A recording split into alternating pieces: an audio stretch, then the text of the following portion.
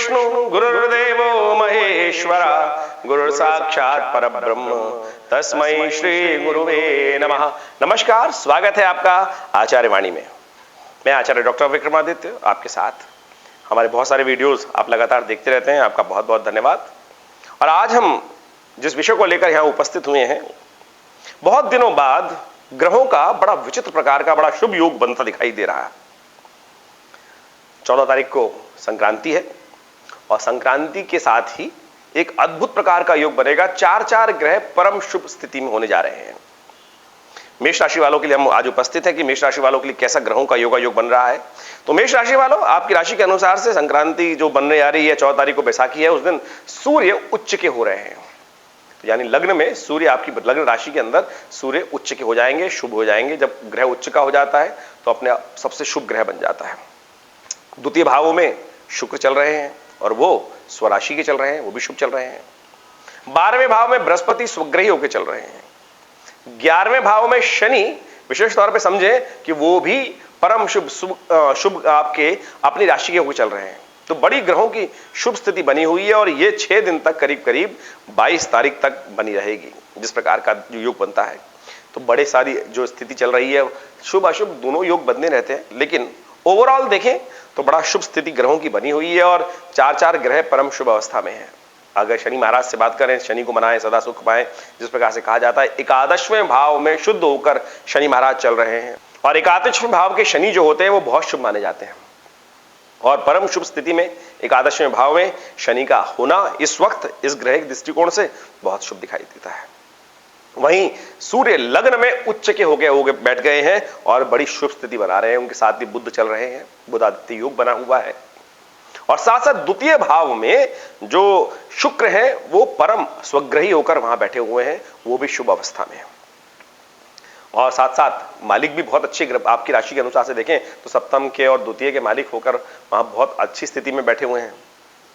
बृहस्पति महाराज अपने स्वग्रही होकर 12वें भाव में, ठीक है, 12वें भाव का बृहस्पति जो है बहुत शुभ नहीं माना जाता, लेकिन है तो शुभ स्थिति में और बैठा हुए जहां पर है वो देख रहे हैं, कुछ अच्छे भावों को भी देख रहे हैं और बड़ा अच्छा योग बनाते दिखाई दे रहे हैं।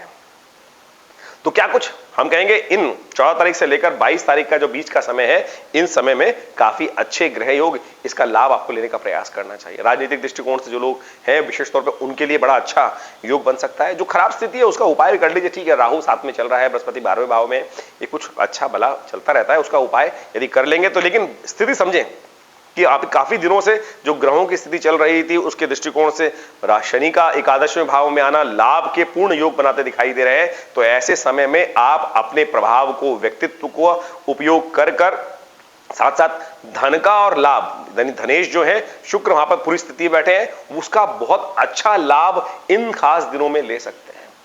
देखिए, एक बात समझ रहे हैं आप, ग्रहों की स्थिति अच्छी हो खराब हो तो उसके अनुरूप कार्य करने का प्रयास करना चाहिए। कार्य आपको अपने स्वयं करना पड़ेगा। भाग्य से रास्ता बन सकता है और भाग्य से अच्छा बुरा जिस प्रकार का रास्ता बनता है, और यदि बुद्धि से उसका उपयोग व्यक्ति कर ले तो बहुत अच्छी स्थिति में लाभ ले सकते हैं। और अच्छी स्थिति में जब समय अच्छा हो, मिट्टी में भी हाथ डालेंगे तो सोना बन जाता है। तो आप समझे, शनि महाराज आपके 11वें भाव में लाभ का योग दे रहे हैं, स्वग्रही होकर वहां बैठे, पूर्ण लाभ और इनकम में बढ़ोतरी का योग बनाते दिखाई दे रहे हैं। द्वितीय भाव में धन का भाव जो है, कुटुंब का भाव जो है, वहां शुक्र स्वग्रही होकर धन आगमन का योग शुभ बनाते दिखाई दे रहे हैं। और उसके साथ साथ जैसा हमने कहा कि सूर्य लग्न में बैठे हैं बुध के साथ, राहु वहां बैठे हैं, लेकिन थोड़ी स्थिति खराब करते हैं, उसका उपाय हम आपको बताएंगे, चिंता ना करें, उसका उपाय कर लीजिएगा। तो इस संपूर्ण स्थिति का पूर्ण लाभ लेने के योग आप बना सकते हैं। और बृहस्पति महाराज जिस प्रकार से वहां बैठे हैं 12वें भाव में और चतुर्थ को देख रहे हैं, वो इसी तरह से दिखा रहे हैं कि जमीन से, जायदाद से, माता से, सब प्रकार से सुख का आगमन आपके कुंडली के अनुसार से बहुत सुंदर योग बनता दिखाई दे रहा है। उसका लाभ आपको मिल सकता है।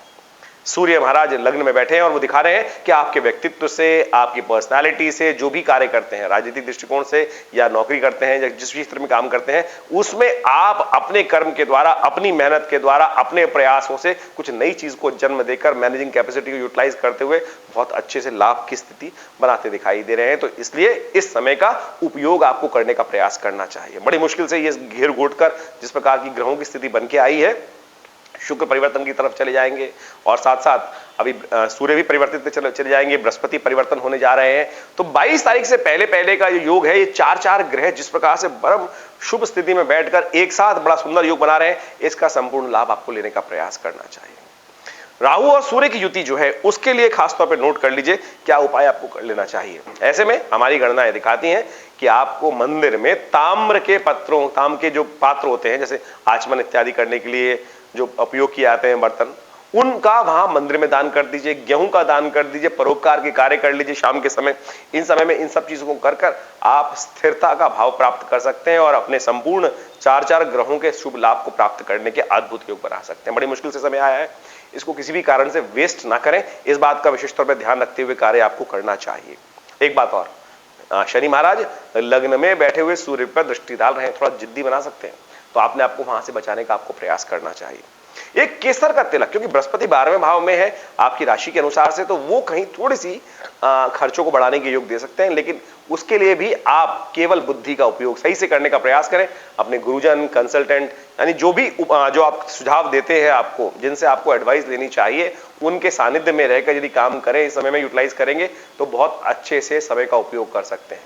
तो ग्रहों की स्थिति किस प्रकार से अच्छी, किस प्रकार से खराब है, वो हमने आपको बताने का प्रयास किया है और आशा करते हैं मेष राशि वालों इस संपूर्ण ग्रहों के योगा योग का लाभ आप उठाने का प्रयास करिएगा और कोई काम अटका पड़ा है तो इन 7-8 दिनों में उसको सही से उपयोग करते हुए काम करने का आपको लाभ लेते हुए कार्य करने का प्रयास करें। नित्यपति भगवान सूर्य का दर्शन करें। सूर्य परम उच्च स्थिति, बहुत उच्च स्थिति में चल रहे हैं और ऐसे में भगवान सूर्य को नित्यपति आप जल देंगे, कन्या पूजन करेंगे तो बहुत जल्दी आपकी किस्मत से आपके वारे न्यारे होने के योग दिखाई देते हैं और इस समय का उपयोग आपको करना चाहिए।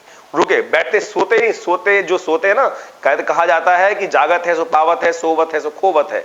तो हमने इस ग्रहों की स्थिति को देखते हुए आपको जगाने का प्रयास किया है। जो जाग जाएंगे बहुत बढ़िया समय से इसको यूटिलाइज कर लेंगे, फिर बहुत लंबे समय बाद बहुत अच्छी स्थिति बनेगी ग्रहों की। तो ऐसे में आशा करते हैं आप इन ग्रहों की स्थिति को समझते हुए संपूर्ण लाभ लेने का पूर्ण प्रयास करेंगे। धन्यवाद।